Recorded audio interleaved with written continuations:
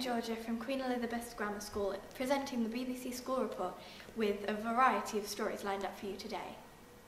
If you're wondering about the weather today, it looks promising. Here are reporters Jolien and Charlie to tell you more. Hello and welcome to BBC Weather. Today in Ashbourne it looks like people have a bright day thanks to the sun shining down. It will be very sunny until 5 PM and the hottest it will be today is 13 degrees at 2 to 5. Wind today will mainly be heading southwesterly at 8 miles per hour. The sun will still be out all day long, so go out, put some sunscreen on and have fun in the park. It may be nice today, but it will start out cold tomorrow. That's it for BBC Weather today. Now back to the studio. Everyone at QEGS is excited about the new observatory. Our reporters Ben and Jack and Loman will be showing you an exclusive view inside. Today this report will be about our new observatory that will soon be opening. At QEGS we are opening a community observatory to help bring the community closer together as a whole. What do you think about the new observatory? I think it's really exciting. It's actually a project that we first talked about years and years ago, because we have a local community group, the White Peak Astronomical Observing Group, who've been working with us on Astronomy Club for at least since I've been here, which was 2010 when I arrived. And they offered us a research grade telescope if we could build an observatory. So it's something we've been talking about for a very long time, but luckily the FPTA offered to take it on as their big project a couple of years ago, so it's now finally taking shape. I think it's an amazing opportunity for the school. It's a big commitment for us to run it, but it's going to benefit our students for a number of years. It's going to benefit the wider community in Ashbourne, and it's going to really open up a lot of opportunities, not only for after school clubs like our astronomy club, but hopefully in the curriculum as well. We can maybe explore doing GCSE or A-level astronomy maybe now we've got the equipment to do it.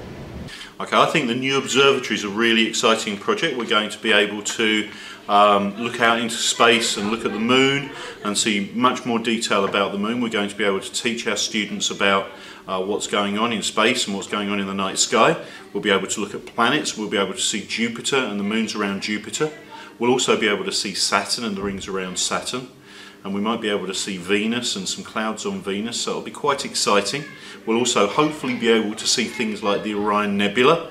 So lots of exciting things we'll be able to see with the new observatory and the new telescope that's going to be put into it. Well, the observatory is going to be used by our astronomy club, which is different members of the school who come along on a Wednesday night once a month to look at space science and look at doing astronomy. And we'll be looking at the things I've been talking about. Also, we're going to use it to bring primary school students into QEGS, and we'll be using the observatory to teach them about science, teach them about space, and teach them about using telescopes. And lastly, we'll be thinking about getting community events going, so we'll be thinking about using the observatory with parents and other members of the community to come in and measure and carry out astronomy and think about the kind of things I've been talking about. So we're going to be teaching a lot of people about astronomy. Do you think skirts should be knee length? Well, Kira and I will be reporting on the issues of school uniform. Hello and welcome to the Queen Elizabeth Grammar School. I'm Gina. And I'm Kira. Today our BBC School Report will be on the issues of school uniform. We will be also talking about the dilemmas of those who break the rules and how the teachers resolve it. So why do skirts have to be knee length? Knee length, for modesty really, because there's lots of hills and steps around this site, and I'm afraid if skirts are shorter than knee length then it sometimes is not what we would want around school, and people may be exposing a little bit more than they probably should. Yeah. So there's definitely a sort of a smart modesty about it. And I think knee length is fairly fair, because you know, sort of it's easy to check, isn't it? It's down to your knee. Why are the ties clip-on and not traditional ties? We did used to have traditional ties when they were the older blue style ones, but when students used to wear them, they used to wear them undone, and they used to wear them low down. And so actually what we thought was, and some students couldn't tie a tie, so we went for the clip-ons because A, you don't have to tie them, B, it makes everyone close their top button and the tie is done up to the top, so it's easy to do. But I think we have got some students who would like to have a normal tie, and for them we're looking into it, and if they can wear it correctly, like the clip-ons, then I don't think we'd have a problem. Why are pleated skirts not allowed in any straight skirts? Interesting question. I was discussing pleated skirts yesterday, believe it or not, one of the many things I have to do. So we are looking at whether or not the skirt guidance in the uniform code, we might actually change it for September. So I can't tell you any more at this stage, but let's just say we are reviewing the plain or the pleated debate, and expect more news on that soon. What do you think of the school uniform? I think it's pretty good because it keeps everything organised, but it doesn't restrict everyone to be the exact same. So you can, everyone can be a bit different, but it also keeps everything organised and together. Why do you think girls wear their skirts above knee length? Because they think it looks stylish and fashionable if they wear skirts high. Also, they think it will attract boys. Why, as a house leader, is it important to wear the correct uniform? I believe it's good to wear the correct uniform because I can set an example to children across the school, and the teachers, obviously, because I'm a house leader, expect me to wear the right uniform, obviously. Yes. Do you think being a house leader changes the way you're expected to act, or most importantly, dress? I definitely think it makes me act a bit more responsible to help people and make sure everything's going okay throughout school. And obviously, like the first question, I have to wear the proper uniform, like the correct skirt, make sure I'm neat and up. Yes. Thank you very much for answering these questions today. No problem. Everyone is anticipating the school show, and here to tell you more, Ruby, Jess, Abby and Daisy.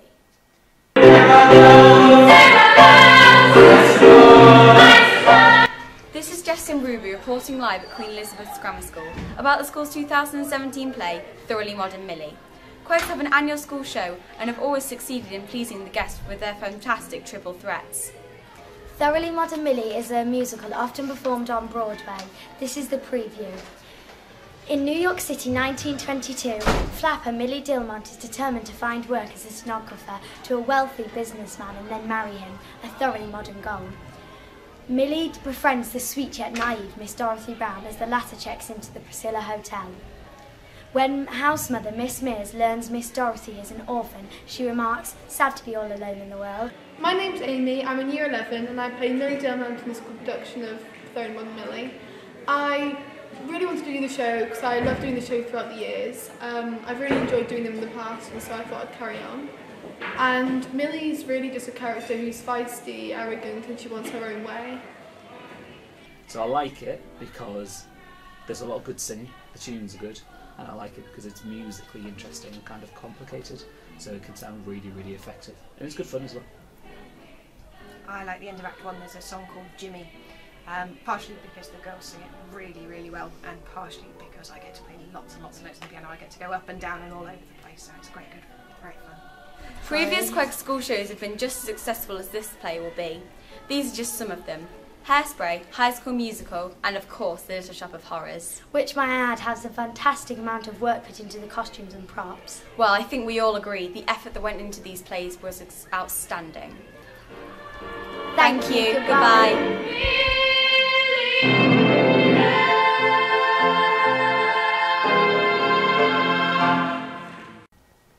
Currently, there are many issues in the NHS. Here to tell you more is Amelia and Sam. Hello, my name is Amelia. And my name is Sam. We're reporting from Queen Elizabeth's Grammar School in Ashbourne. Today we're going to be talking about how problems have occurred in the NHS across the last few years. The NHS is one of the reasons some of us are alive today. It was founded on the 5th of July 1948 and has approximately 1.7 million staff. This makes it the biggest employer in the world. Last year, £140 billion was spent on health across the UK. Every 24 hours, the NHS receives 1 million patients. To this day, 30p out of every £1 that is spent on services is given to health. Over the last 60 years, the amount of public services budget given to the NHS has risen from 11% to 30%. Another thing that has come up is the high demand for A&E. Over the past 12 years, the number of visits has risen from around 16 million to 22 million. The NHS are going to try and change this by putting the emphasis on care outside of the hospital and going to the local community teams. 1 in 5 patients are admitted to hospital from A&E. After treatment, patients go home to recover fully, but some elder and complex cases means they will need community care. When this is unavailable, it causes delays in the system. Also, the amount of elderly has risen. When the NHS started, the life expectancy was 13 years shorter than today.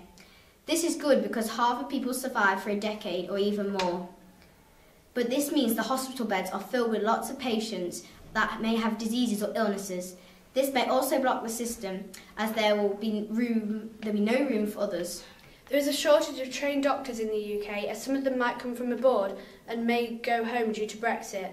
Some doctors or nurses also might leave the UK because they are not getting high enough wages. So Lily, do you think that the NHS will run out of business soon?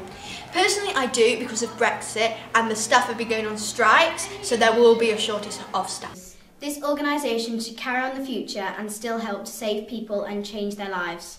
Thank you for watching. Back to the studio. Many schools have problems with bullying. Here to tell you about our school is Max and Ben and Bray. Hello, I'm Bray. And I'm Max. Welcome to the BBC School Report. Recent statistics have shown that many people were bullied for many reasons last year. Some of the reasons are their skin tone, their beliefs or their sexuality. In fact, over half of gay, lesbian or transgender people are bullied. Just calling your friend a name, it might seem harmless, but it could really hurt them. Cyberbullying is also a very big growing deal in our society. We asked pupils from Queen Elizabeth's Grammar School if they were bullied. 37% were bullied, 10 were verbal, 4 were physical, and 2 felt excluded. Have you ever been bullied? Yeah, primary school. Okay. Do you have a lot of bullying cases every week? Not every week, more or less every month probably. Okay. Do you think there is a lot of bullying at school? I don't know. I think actually we're really good. I think sometimes there are students who may say things that they think is okay, but actually it's unkind to somebody else. And I think we deal with those quite quickly. Bullying is actually something that goes on over a longer period of time, and it does happen now and again, but we're really quick to try and deal with it. And I think students get a lot of advice on how to deal with it, and actually are quite quick to tell staff if they're concerned.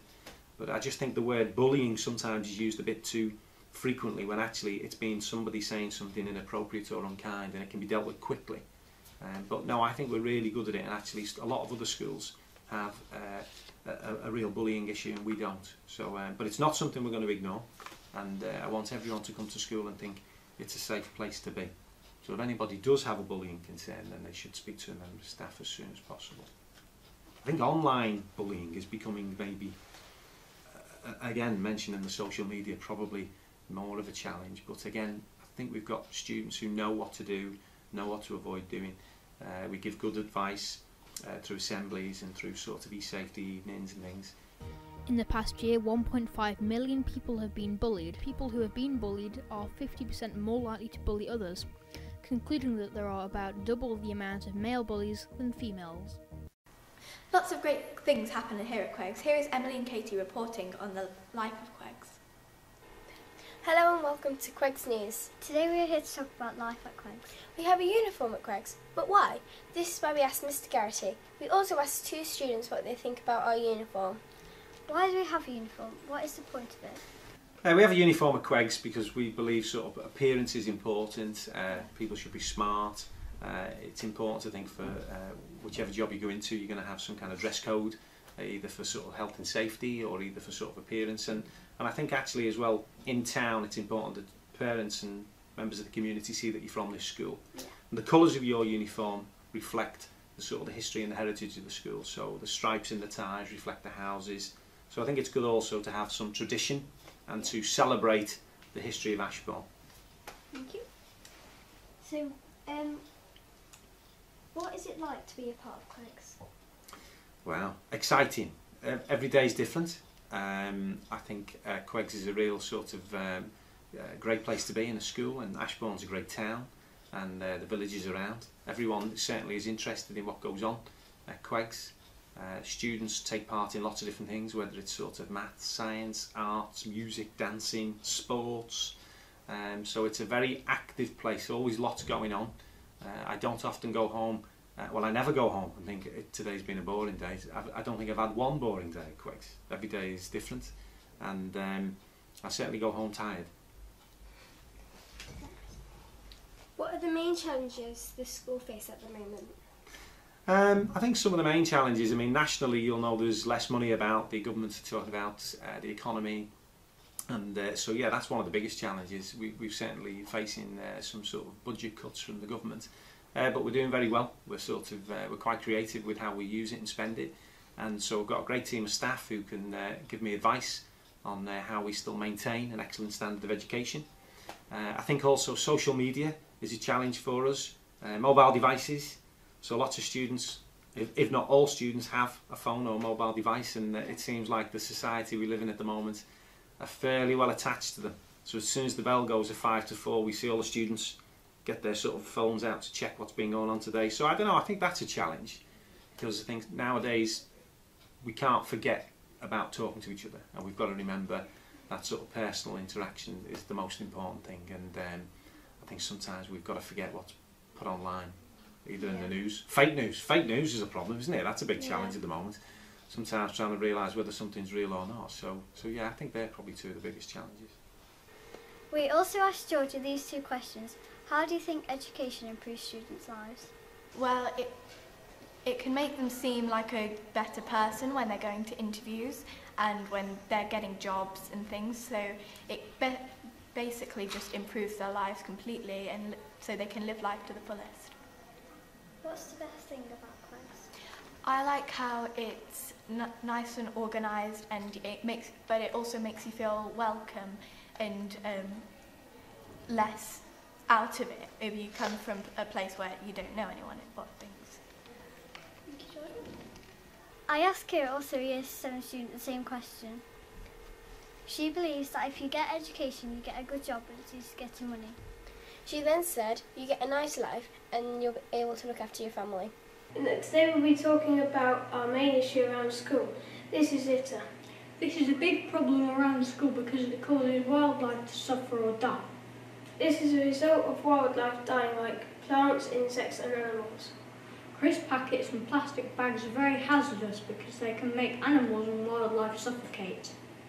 Nobody wants school or the world to look like a teenager's bedroom. The recycling centre or the bins are the places to put litter and recycling, not to fly tip or dump litter on the sides of country lanes. We interviewed one of the students at QEGS. This is what he had to say. What is your opinion on litter? I think it's bad for the environment and just not good. This is what you are meant to do with litter and how places are meant to look. This is how it affects the world. On Next, I'm reporting on how the internet is affecting society. I want to find out how. The internet is a colossal part of our lives. We believe it has a massive impact on evolution and society. Almost everyone uses it on a daily basis, and it changes our view on the world. The internet adds to our knowledge and helps us understand the ways other people think, so we can be more accepting towards them and their ways of living life. The internet can help us be more social, but Mr. Elsley believes otherwise. Do you think the internet makes us more social or less social? Well, that's a very good question. The internet's a wonderful world of opportunities. It allows people that otherwise maybe wouldn't be the most social people to connect with people from all over the world. So a lot of people do spend a lot of their time socialising via the internet. That can obviously be a problem in terms of internet safety if people are socialising with people that they don't know from wherever, because that obviously can lead to dangers. Some people, of course, use it too much as well, so they maybe overuse the internet for socialising rather than having friends and being social in an offline context. So I think there are fors and against, but generally speaking, as long as you don't overdo either one, the internet's a good thing, and there's a lot of opportunities out there for people. Some people say that it makes us feel less alone and more included in everything. People can make new friends and contact old ones, but with that there comes dangers, because you could be contacting absolutely anyone. 56% of the children we interviewed had a positive view on the internet friends, whereas 44% had a negative view. The internet isn't always dangerous though. It can help us become more understanding of people's situations, and it can help us accept the way they've chosen to live. Imagine the future like a massive ball of clay. Everyone's moving it and changing the world, and the internet is moulding it on a colossal scale. The internet can also help businesses and people who can't afford to buy a building to sell their products, so it can help so many people support themselves and their families, and they can live a better life. The internet has so many possibilities and can provide so many things. Thank you, and back to the studio. This has been QEGS BBC School Report 2017. Thanks for watching. Good night.